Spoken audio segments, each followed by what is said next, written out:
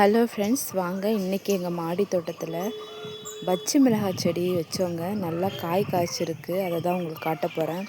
இங்கே பாருங்கள், மாடியில் வச்சுருக்கோங்க.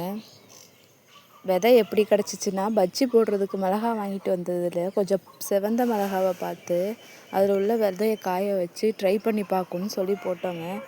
செடி நல்லா வளர்ந்துச்சு. இதோ பாருங்கள், ஒரு செடியில் எவ்வளோ பிஞ்சு வச்சுருக்குன்ட்டு. நிறைய பிஞ்சு பிடிக்குதுங்க. என்ன, நம்ம வாங்குகிற சைஸ் மாதிரி பெருசாக இல்லை. மாடியில் நாங்கள் வச்சுருக்கிறதுனால நாங்களும் நல்லா எருவெலாம் போடுறோம், ஆட்டு எருவெலாம் போடுறோம். இருந்தாலும் சைஸ் சின்னதாக தான் இருக்குது. பரவாயில்லைங்க, இருந்தாலும் எங்களுக்கு ரொம்ப சந்தோஷமாக இருக்குது. ஏன்னா வீட்டிலையே விதை தானாக விதை வாங்கி போடாமல் பழத்துலேருந்து எடுத்து போட்ட விதையில் நிறைய பிஞ்சு பிடிச்சிருக்கு பாருங்கள். எப்படி இருந்தாலும் ஒரு 20 பிஞ்சுக்கு மேலே இருக்குங்க ஒரு செடியில்.